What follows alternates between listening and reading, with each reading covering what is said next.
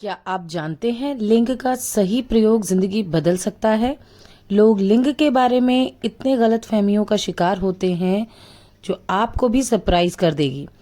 आज की वीडियो में हम बात करेंगे लिंग के अर्थ की, उसके महत्व की और कैसे उसका उपयोग किया जाए।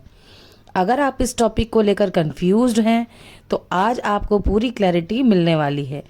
चलिए पहले एक कहानी के माध्यम से लिंग को समझते हैं। यदि आपने मेरे चैनल को सब्सक्राइब नहीं किया है तो सब्सक्राइब कर लें और बेल आइकन को प्रेस कर लें ताकि मेरी आगे आने वाली वीडियोस की नोटिफिकेशन आपको मिलती रहे। अब एक कहानी के माध्यम से समझते हैं।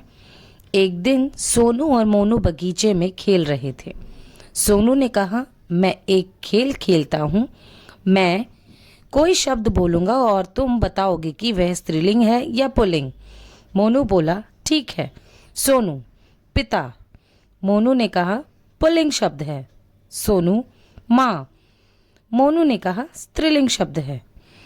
इसी तरह अगर आप भी किसी शब्द के लिंग को समझना चाहते हैं तो इसी बातचीत के खेल की तरह सीख सकते हैं। जिन शब्दों से पुरुष जाति का पता चले वे शब्द पुल्लिंग कहलाते हैं और जिन शब्दों से स्त्री जाति का पता चले वे स्त्रीलिंग कहलाते हैं। जैसे जिन शब्दों के अंत में आ आता है वे पुल्लिंग होते हैं। अब ये सभी शब्दों के साथ अप्लाई नहीं होता, लेकिन ज्यादातर शब्दों के साथ अप्लाई होता है। जैसे राजा, लड़का। जिन शब्दों के अंत में ई या फिर इका आता है वे स्त्रीलिंग होते हैं। जैसे रानी, लड़की, अध्यापिका, लेखिका आदि। इसके अलावा भी एक और चीज की जानकारी आपको होनी अनिवार्य है, जो है नित्य स्त्रीलिंग और नित्य पुल्लिंग। कुछ ऐसे शब्द भी होते हैं जिनका या तो स्त्रीलिंग नहीं होता या तो पुल्लिंग नहीं होता।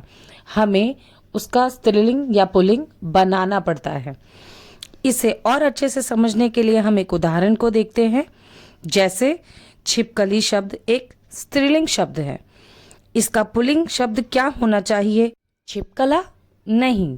जब शब्द स्त्रीलिंग हो तो उसका पुल्लिंग बनाने के लिए हम नर शब्द का प्रयोग करेंगे।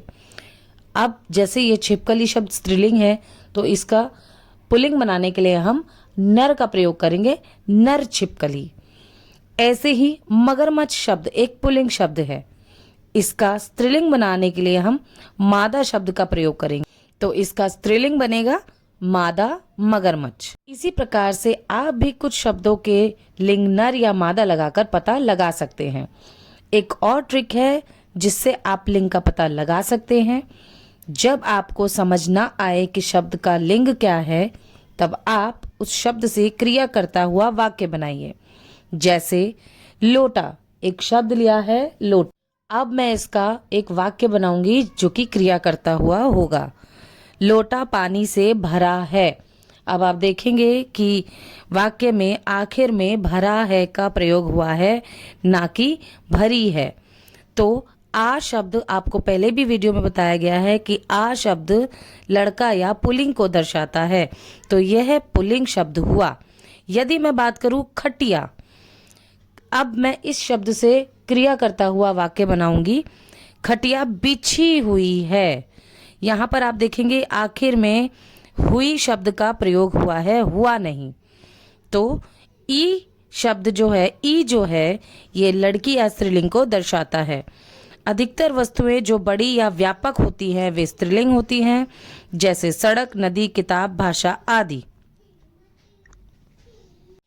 जो ठोस या भारी वस्तुएं होती हैं वे पुल्लिंग होती हैं, जैसे पत्थर, सूरज, चाकू आदि।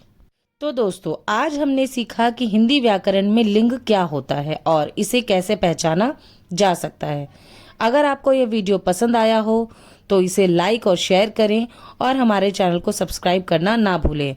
मिलते हैं अगली वीडियो में। Thank you for watching.